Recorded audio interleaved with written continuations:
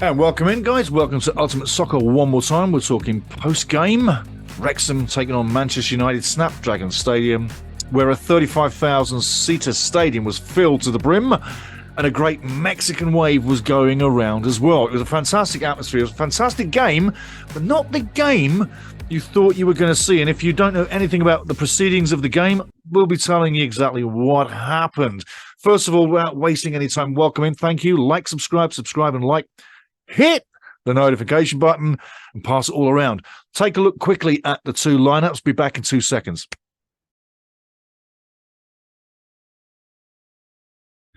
Now you got the quick lineups out of the way. They did change. Wrexham changed the complete team again at halftime. Remember that. So you've already got that in the bank. You know all about what's coming because it happened the last game too, and it's been the format so far in pre-season training. I think it's fantastic. It gives everybody legs, and it's so more. It instills goodwill right through the squad. Everybody's playing, everybody counts, everybody matters, and it's just like it really does set the tone. So anyway, that's the lineups. Wrexham's outfits this season, the shirts, very nice. Take a look. Aren't they nice, eh? Wrexham outfits, beautiful, beautiful. Now, we were taking on Manchester United in this game. Take a look at the Adidas outfit, I think you can call it. Adidas shirts. Take a look at this shirt close up. If you've got any kids around, I might be asking you to get the kids just to back away a little bit, okay? But take a look at that shirt. Oof. Also at the game, we had two major dignitaries. Number one, Andy Cole from Manchester United, absolute Manchester United legend. And obviously Rob McElhenney, owner, Wrexham AFC. So those guys are on site, ready for the game. Now, talking about the game itself, it gets underway, and it's not the game you said that you were going to see, Steve. That's exactly what I said. It's not the game you thought you were going to see. And all the people in the crowd, I think maybe some might be a little bit disappointed that they didn't see the likes of maybe Marcus Rashford per se, maybe Casemiro. You know, if you're a defensive player, maybe Varane or Shaw. Definitely not Maguire, right? Poking fun. But it wasn't the game you thought you were going to see. So here's the deal. Man United turned out with a team of youngsters and talented youngsters. When you see the names on the back of them shirts, they're from all over the world, and it's talent that United have brought from all over the world. When you look at the lineups that they brought and the lineup for Wrexham, regular team, strong lineup. Okay, you know the names, you saw the names, but you know the names, you know the characters, you know where we sit. When you weighed it all up with the talents of the Man United youngsters and what we have in Wrexham, and the experience in Wrexham and the game management. What these guys had in skill and probably amazing talent, Wrexham made up for in team, work rates, and know-how. So it was an even contest per se to start. Now, the game starts off. Man United youngsters are all over the new babes, I guess. Man United babes. Definitely not Ten Hag's babes yet. But Man United were literally buzzing around Wrexham's goal for the first 5 or 6, 7 minutes and looking as if it could be an interesting night. And then on 11 minutes, we had really what would change the game, and really did change the game. It was an absolutely horrific challenge on Paulie Mullin. So literally when Nathan Bishop nailed Paul Mullin, he went right through his ribs. I mean, look at where Nathan Bishop's shoulder is smashing through Paulie Mullin's ribs in that picture. I'm looking at the big monitor right now, and he's literally getting smashed through the ribs. Goes to ground straight after. I mean, no doubt. I mean, he went down, straight down like a sack of spuds. And he's clutching the ribs, the midriff. So he's obviously got something. I hope he hasn't got broken ribs, because that can take a little bit of a while. You know, break ribs, bruised ribs, it can really linger on once in a while. But he went down, stayed down, and literally was in a bad way. And after about 9 minutes, it literally was about 9 minutes, they literally walked him off the field. Now, that's a good thing, that he walked off under his own steam.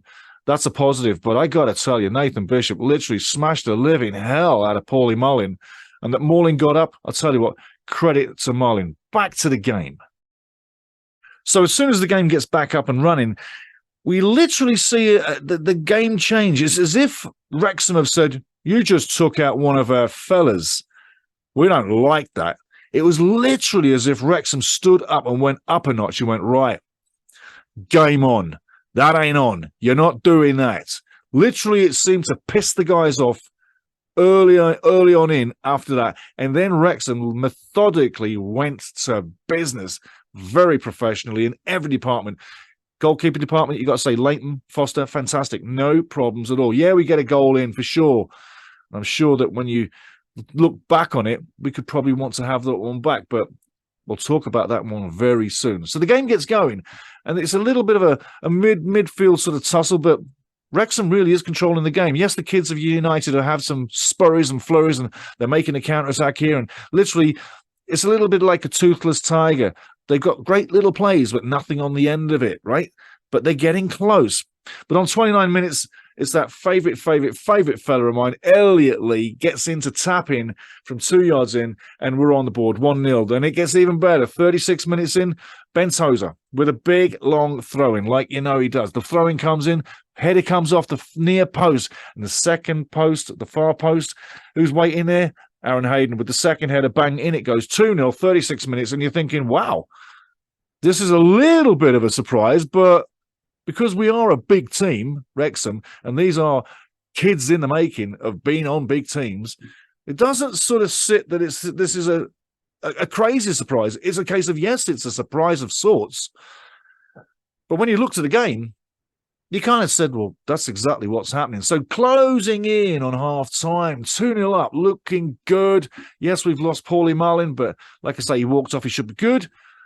Man United, Mark Jurado taps in, beautiful goal into the far corner. Ben Foster left strand, he can't do nothing about it. Nobody can do anything about it. It's a wonderful finish by Jurado, and it's 2-1 at half-time. Second half gets underway like a freight train, only not a good freight train. It's a freight train for Man United. And Daniel Gore, I tell you what, mate, what were you thinking when you went into that challenge? What were you thinking? It's a straight red from the referee. Bang, Daniel Gore's off 47 minutes in. It's 10-11. It's 2-0 up. Things are looking good. Wrexham are going to make history because, remember, historically, it's 0-5 against Man United. Only 2 goals in history ever. That was the last game, 1995, in the 5-2 loss at Old Trafford. But it looks like Wrexham's going to make history and beat Man United. So 2-0 up, a player up, things are moving on. And I tell you what, Andy Cannon really can count his lucky stars. He didn't get more injured on that clattering from Gore than he actually did. It wasn't malicious. It was just terrible timing. Let's put it that way. And then 69th minute, I got to love this one, a beautiful, beautiful cross, which was started by Sam Dorby. Sam Dorby throws the ball wide to the left. Mendy goes down the left, curls in a wonderful one-time curling cross, like you know Mendy does, very silky, just bangs it in there. It comes right in front of the defence. Sam Dorby down low, stoops, bang, heads it in, and it's 3-1, and a wonderful finish. And I got to say, I really do appreciate when Sam Dorby gets on the end of things and gets a goal, because obviously Ollie Palmer and Paulie Mullin are always the guys to get the attention because they're a number 1, number 2 striker, right? Obviously, but it's nice. It's so nice to see Sam Dorby get on the end of it. Now, got one little funny, and we told you there was something funny coming up. Got a question for Sir Alex Ferguson right now. Sir Alex, it was a great game between the guys. Anything you'd like to add? Anything you'd like to say? Is there anything you'd like to tell the fans about the game? Anything coming up for yourself, sir, to promote you, sir? What, you lost your voice ever since you left the job and United haven't won a title? Or Sir Alex, is it perhaps these terrible outfits that United are now wearing? So there you go. Sir Alex has nothing to say after the loss. Yeah. And you know what? Reference those United shirts, I wouldn't have anything to say either. They are not the best, are they? Anyway, we win 3-1. It's history today. Wrexham beat United for the first time in 6. Now when United play Wrexham in the next game, they're going to put out a big team. I guarantee you that. Because once you beat a big team, no matter how you did it, the history books will say that Wrexham won 3-1. They won't say how, they won't say why, they won't say where. They'll just give you that result. And you may be lucky to see that the scorers are lined up there too. And if lucky, you'll see the lineups of the teams. But they won't tell you how the game was played, and they won't tell you how they won. They'll just tell you that it was a win for Wrexham. So that's all that matters, because at the end of the day, the result is in the books. Wrexham 3-1 over Man United. Don't care how, it goes in the history books. So when they wake up sometime this morning, they're going to go, what happened? Or when they wake up sometime tonight, they're going to go, what happened? Because the first thing people are going to see is that scoreline of 3-1 against Man United. So that's what I'm saying. Get ready for the next pre-game. It's the Philadelphia Union 2. Philadelphia Union 2. I'm going to give you the pre-game on that, give you the information on it too. Pass it around to more Wrexham fans. Let's get it on here. Don't forget, League 2's coming.